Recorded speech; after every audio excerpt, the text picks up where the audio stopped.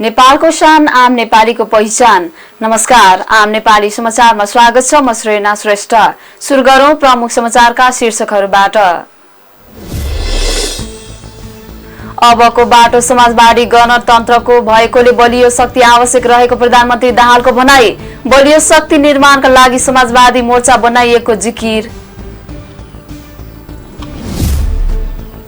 केही नेपाल ऐनलाई संशोधन गर्न बनेको विधेयकप्रति आशंका नगर्न कानून मन्त्री गुरुङको आग्रह। आफूले निष्ठाको राजनीति नछोडेको जिकिर।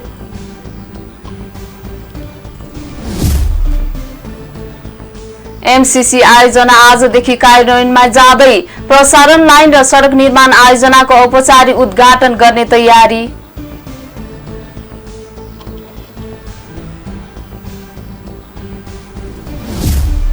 इथियोपियाको विद्रोही समूहको आक्रमणमा परि 183 जनाको मृत्यु। अम्हारा क्षेत्रमा आपतकालीन अवस्थाको घोषणा।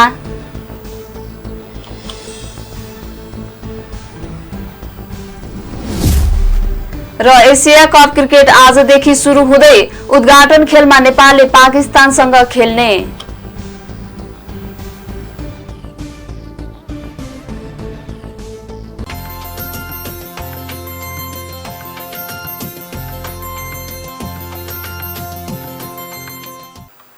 अब समाचार विस्तारमा। प्रधानमन्त्री एवं नेकपा माओवादी केन्द्रका अध्यक्ष पुष्पकमल दाहाल प्रचण्ड अबको बाटो समाजवादी गणतन्त्र भएकाले यसका लागि बलियो शक्ति आवश्यक रहेको बताउनु भएको छ। मंगलबार समाजवादी मोर्चा नेपालले बुटौलमा आयोजना गरेको लुम्बिनी प्रदेशीय स्तरीय सन्देश सभालाई सम्बोधन गर्दै उहाँले त्यही बलियो शक्ति निर्माणका लागि समाजवादी मोर्चा बनाइएको पनि स्पष्ट पार्नुभयो। तत्कालीन नेकपा माओवादीले 2062 सालमा चुनुवाङ बैठकमा गरेका निर्णयको स्मरण गराउँदै अध्यक्ष प्रचण्डले त्यतिबेला आफूहरूले अघि सारेका कतिपय प्रश्नको हल भइ नसकेको पनि बताउनुभयो।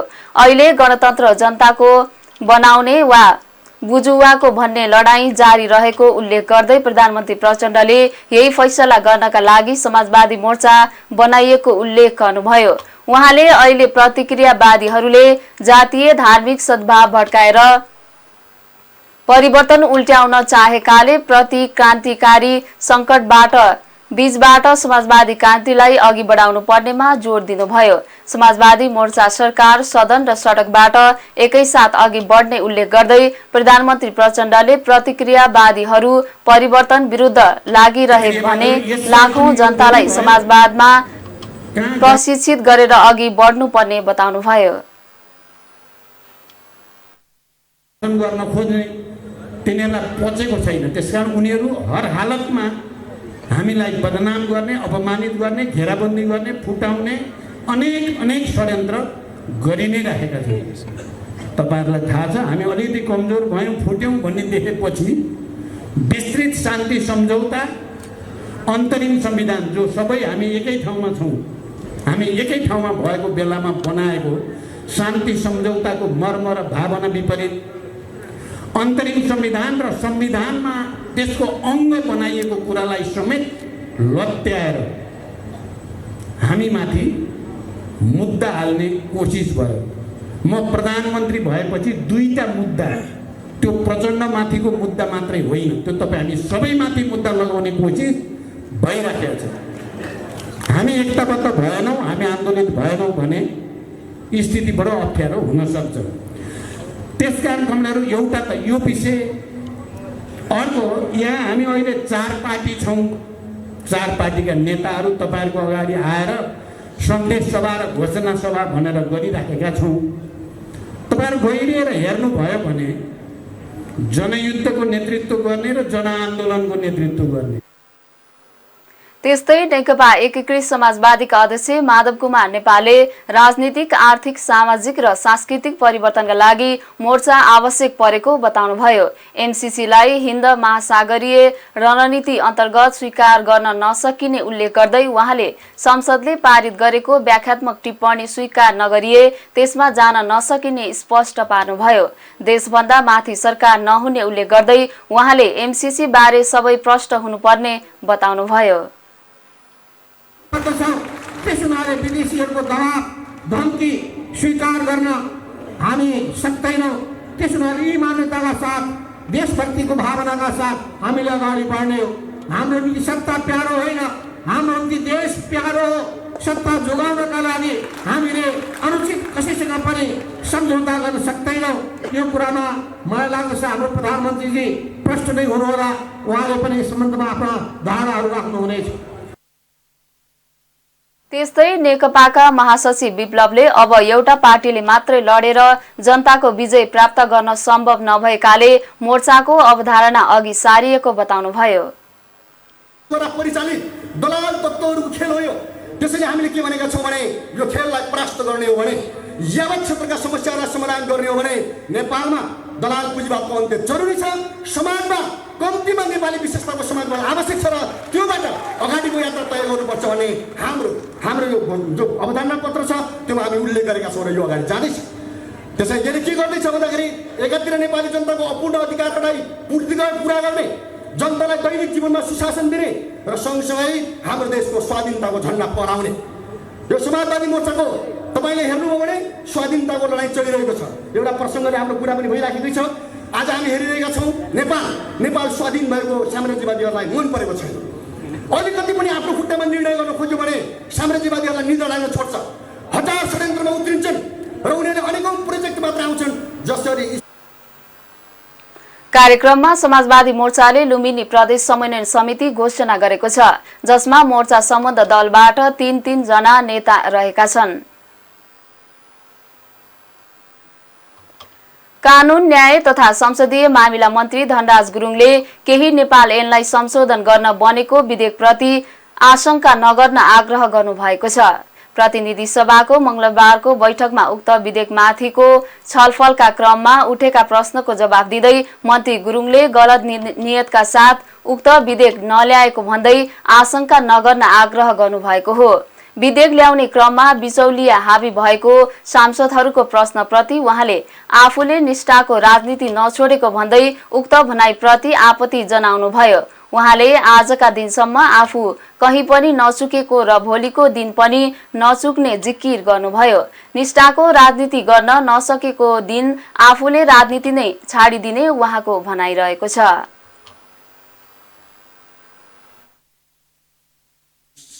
सभामुख महोदय मार्फत त्यसैले यसमा अमुक मान्दै निवेदन गर्न चाहन्छु। म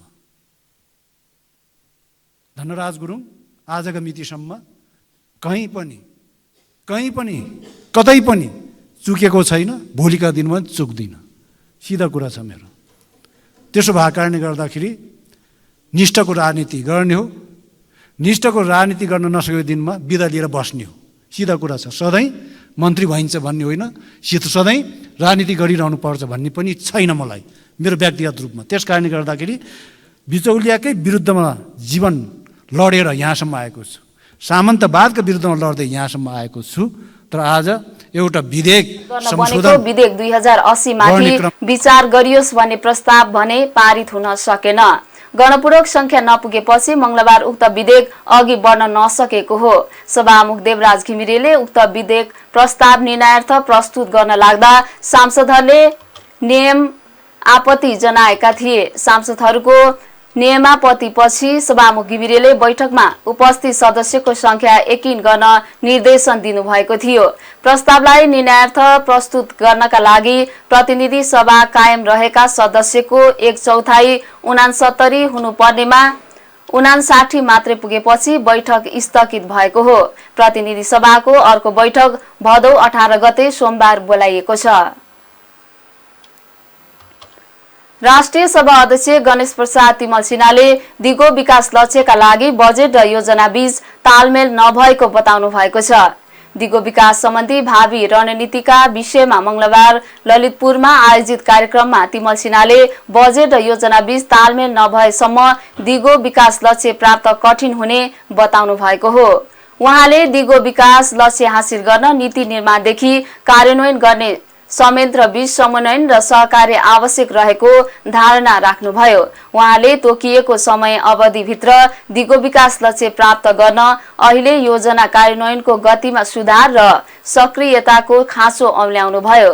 उहाँले अन्तर्राष्ट्रिय प्रतिबद्धता पूरा गर्न र दिगो विकासका लक्ष्य प्राप्त हुने ढंगबाट आयोजना छनौट गरी सामाजिक न्यायका आधारमा बजेट विनियोजन गर्नुपर्ने बताउनुभयो। गर्नुपर्ने थियो होला, कृषि उत्पादन बढाउनु पर्ने, सिंचाइको व्यवस्था गर्नुपर्ने, जलवायु परिवर्तनलाई रोक्नलाई त यसै पनि गर्नुपर्ने होला, बाढी पहिरो रोक्नुपर्ने।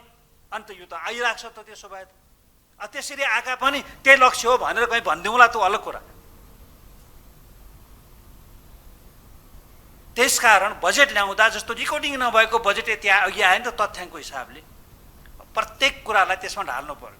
योजना आएको आफै कति त्यसमा क्रियाशील छ, व्यक्तिको हिसाबले प्रस्तुतिकरण अघिको एकदम राम्रो कुरा हो, तर संस्थाको हिसाबले पनि त्यसो भनेर मात्रै त पुग्दैन नि त। योजना आएको नै त्यही हो। यहाँ त अझै भन्दाखेरि राष्ट्रिय सभामा हामीले यो समिति बनायौँ, दिगो विकास तथा सुशासन समिति। यो प्रति योजना आयोगको कति ध्यान गएको छ यसलाई फेसिलिटेट गर्नको लागि, बजेटिङ गर्नको लागि? तपाईँ बताउनुहोस्। अरूभन्दा यसलाई हामीले दियौँ। यो अन्तर्राष्ट्रिय नेपालको आफ्नो मान्यता, नेपालको लक्ष्य दिगो विकास। विश्वमा हेर्ने भने पार्लियामेन्टमा दिगो विकास तथा सुशासन समिति भनेर विश्वको कति देशमा बनाएको छ योजना।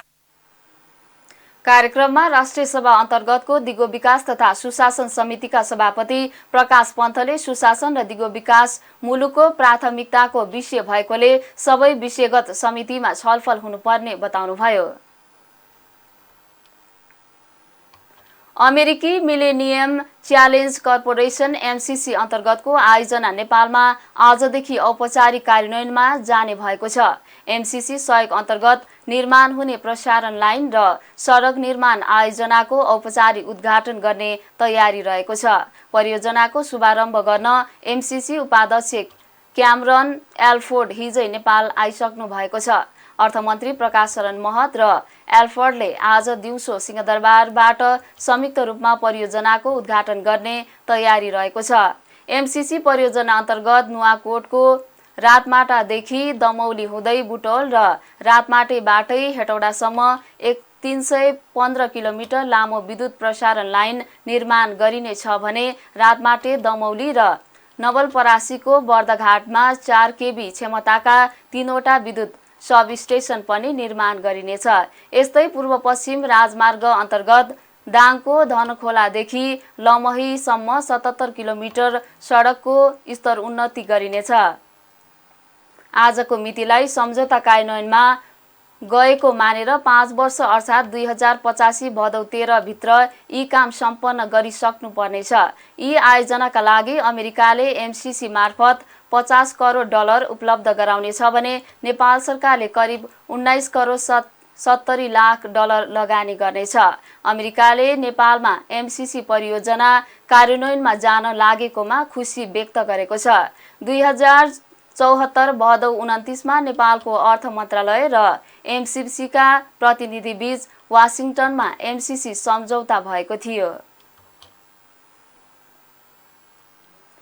सत्तारूढ दल कांग्रेस निकट विद्यार्थी संगठन नेपाल विद्यार्थी संघले इन्जिनियरिङ तर्फको स्नातक तह अध्ययनका लागि अस्वाभाविक रूपमा शुल्क बढाइएको भन्दै विरोध गर्दै आएको छ।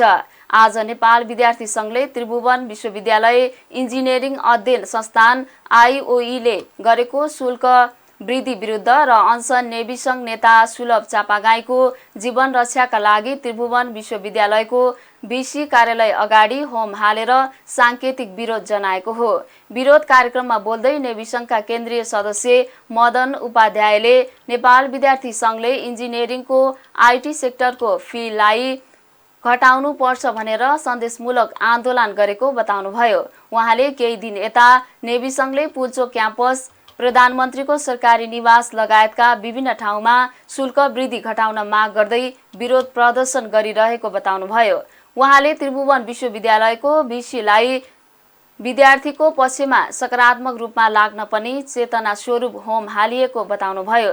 त्रिभुवन विश्वविद्यालयको इन्जिनियरिङ अध्ययन संस्थानले गत भदौ 4 गते सूचना प्रकाशित गरी स्नातक तह अन्तर्गत बीई बीआर्क अध्ययनका लागि शुल्क वृद्धि भएको जानकारी गराएको थियो। पाल्पाको रिब्दीकोट गाउँपालिकाको जोर्तेमा गुडिरहेको स्कर्पियो जीपमाथि पहिरो खस्दा 3 जनाको मृत्यु भएको छ। गुल्मीको तमघासबाट बुटोल जाँदै गरेको स्कर्पियोमाथि पहिरो खसेको थियो। दुर्घटनामा परेर 8 जना घाइते भएका छन्। लु 1J4600 नम्बरको रु रेसुङ्गा यातायात प्रणालीको स्कर्पियो उकालोमा गुडिरहेका बेला बिहान करिब 8:15 बजेको समयमा पहिरोमा खसेको थियो। घाइतेको उपचारको लागि तानसेन स्थित मिसन अस्पताल लगिएको छ। स्कर्पियोका चालक बालकृष्ण श्रेष्ठ भने सकुशल रहेको प्रहरीले जनाएको छ। मृत्यु हुनेमा 2 जना पुरुष र 1 महिला रहेका छन्। काठमाडौँ महानगरपालिकाले बिहिबार र शुक्रबार काठमाडौँका विभिन्न क्षेत्रमा सवारी आवागमन निषेध गरिएको जानकारी दिएको छ। आज एक सूचना जारी गर्दै महानगरले बिहिबार गाई जात्रा र शुक्रबार गुलागा द्वितीय पर्व मनाउने भएकाले काठमाडौँका विभिन्न सडकमा सवारी साधन सञ्चालनमा रोक लगाइएको जनाएको हो। सूचनामा असन कलटोल, इन्द्रचोक, मखन, जैसदेवल, ज्याबहल, लगनचोक, हनुमान ढोका दरबार परिसर, गोफल ब्रह्मटोल, मरु टोल लगायत सडक मार्गमा सवारी साधन प्रवेश गराउन रोक लगाइएको उल्लेख गरिएको छ। नेपाल पञ्चाङ्ग निर्णायक विकास समितिले रक्षाबन्धन, जनै पूर्णिमा र गाई जात्रा पर्व भदौ 14 गते बिहिबार मनाउनु पर्ने जनाएको छ। यस वर्ष तिथिको घटबडका कारण 2 दिन पर्ने पर्व एकै दिन परेको समितिले जनाएको हो। बिहिबार सूर्य उदय कालमा पूर्णिमा रहेका कारण यसै दिन जनै पूर्णिमा र रक्षाबन्धन मनाउन समितिले आग्रह गरेको हो। विशेष गरी नेवार समुदायमा मनाइने गाई जात्रा पर्वका लागि केही पालिकाले आज जनै पूर्णिमा र भोलि बिहिबार गाई जात्रा अर्थात् सापारू पर्व मनाउने निर्णय गरेका छन्। तर यसपालि तिथि घटबडका कारण जनै पूर्णिमा र गाई जात्रा बिहिबार एकै दिन परेको समितिले विज्ञप्ति निकालेर जनाएको छ। रसुवाको पवित्र तीर्थ गोसाईकुण्डमा मोबाइल सेवा सञ्चालन भएको छ। गोसाईकुण्डमा पुग्ने भक्तजन र पर्यटकका लागि केन्द्रित गरी नेपाल टेलिकमले विश्यात प्रविधिबाट मोबाइल सेवा सञ्चालनमा ल्याएको हो। नेपाल टेलिकम रसुवा शाखाका निमित्त प्रमुख एबिन खत्रीका अनुसार नेपाल टेलिकम स्याटेलाइट विभाग मार्फत प्राप्त 2G प्रविधिको उपकरण जडान गरी गोसाईकुण्डमा मोबाइल सञ्चालनमा ल्याएको हो। समुद्र सतहदेखि 14,100 फिटको उचाइमा उपकरण पुर्याउन टेलिकमलाई असहज भइराखेको अवस्थामा गोसाईकुण्ड मेलालाई केन्द्रित गरी प्रतिनिधि सभा सदस्य इन्जिनियर मोहन आचार्यले उहाँको निजी खर्चबाट 1 टन भन्दा बढी परिमाणको ती उपकरण ढुवानी गरी जनहितमा सहयोग गर्नुभएको हो। अबका दिनमा तीर्थ जाँदा बिरामी परे हेलिकप्टर वा अन्य स्थानबाट मानवीय सहयोग माग्न सहज भएको छ। गोसाईकुण्डमा उपलब्ध मोबाइल सेवाबाट एक साथ 50 जनाले कुरा गर्न सक्ने बताइएको छ। स्याङ्जामा अरिङ्गाले चिलेर 1 जनाको ज्यान गएको छ। बिरुवा गाउँपालिका 1 किचनासका 28 वर्षीय चेली श्रेष्ठको अरिङ्गाले चिलेर ज्यान गएको जिल्ला प्रहरी कार्यालय स्याङ्जाका प्रवक्ता प्रहरी नायब उपरीक्षक रविन्द्र खनालले जानकारी दिनुभयो।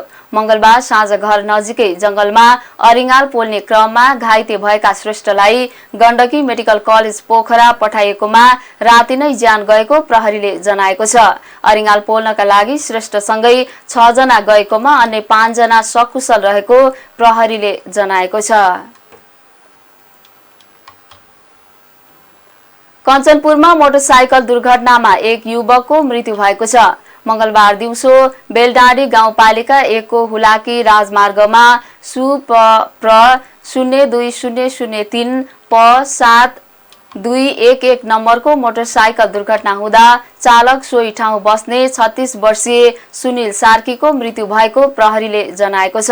प्रदेश ट्राफिक प्रहरी कार्यालय अतरियाका अनुसार सार्कीले चलाएको मोटरसाइकल सडकमा रहेको खाल्डोमा परेर अनियन्त्रित भएर दुर्घटनामा परेको हो। गम्भीर घाइते भएका सार्कीको उपचारका क्रममा महाकाली प्रादेशिक अस्पतालमा मृत्यु भएको हो। अब अर्थ समाचार। नेपाल राष्ट्र बैंकले बुधबारका लागि विदेशी मुद्राको विनिमय दर तोकेको छ। जस अनुसार भारतीय रुपैयाँ 100 को खरिदर 160 रुपैयाँ रहेको छ भने बिक्री दर 160 रुपैयाँ 15 पैसा रहेको छ। आज डलरको खरिदर 132 रुपैयाँ 4 पैसा र बिक्री दर 132 रुपैयाँ 64 पैसा रहेको छ। युरो 1 को खरिदर 142 रुपैयाँ 72 पैसा र बिक्री दर 143 रुपैयाँ 37 पैसा रहेको छ। बेलायती पाउन्ड 1 को खरिदर 166 रुपैयाँ 31 पैसा र बिक्री दर 167 रुपैयाँ 7 पैसा रहेको छ। कतारी रियालको मूल्य 1 को खरिदर 36 रुपैयाँ 22 पैसा र बिक्री दर 36 रुपैयाँ 39 पैसा रहेको राष्ट्र बैंकले जनाएको छ। अब अन्तर्राष्ट्रिय समाचार। इथियोपियाको विद्रोही समूहको आक्रमणमा विगत 2 महिनामा कम्तीमा 183 जनाको मृत्यु भएको पुष्टि भएको छ। संयुक्त राष्ट्र संघका अनुसार इथियोपियाको छिमेकी टिग्रेमा फानो मिलिसियाका लडाकुहरूले गरेको आक्रमणमा 183 जना मारिएका हुन्।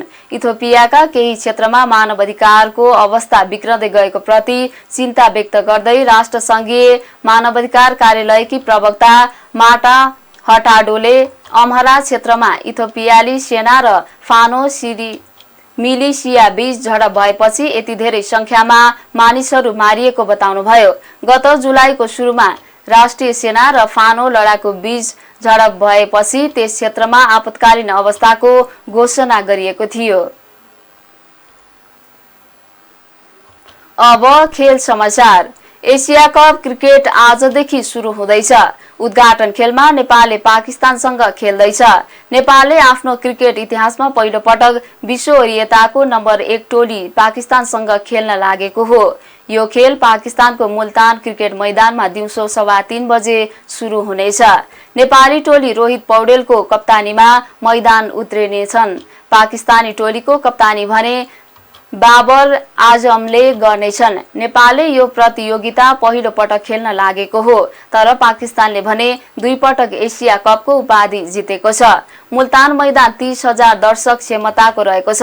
पाकिस्तान आईसीसी 1 दिवसीय वरियतामा शीर्ष स्थानमा रहेको छ। त्यस्तै भारत तेस्रो स्थानमा छ भने नेपाल वरियतामा 15औं स्थानमा रहेको छ। नेपालले भदौ 18 मा भारतसँग श्रीलङ्कामा खेल्नेछ। एसिया कप यही 31 गतेसम्म पाकिस्तान र श्रीलङ्कामा हुनेछ। यो खेलपछि नेपाली टोली श्रीलङ्का जानेछ। भारत सुरक्षाको कारण देखाएर पाकिस्तान जान नमानेपछि पाकिस्तानमा 4 खेल र अरु 9 खेल श्रीलङ्कामा हुने जनाइएको छ। खेल समाचारसँगै हामी आम नेपाली समाचारको अन्त्यमा आइसकेका छौं। जाँदा जाँदै प्रमुख समाचारका शीर्षकहरू पुनः एकपटक। अबको बाटो समाजवादी गणतन्त्र भएकाले बलियो शक्ति आवश्यक रहेको प्रधानमन्त्री दाहालको भनाई।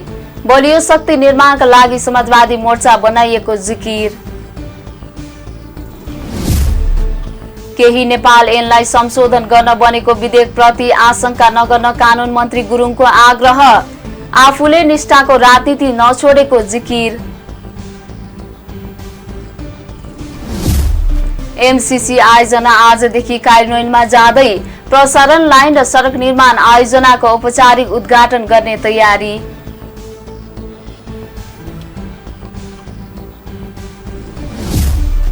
इथियोपियाको विद्रोही समूहको आक्रमणमा परि 183 जनाको मृत्यु। अमहरा क्षेत्रमा आपतकालीन अवस्थाको घोषणा।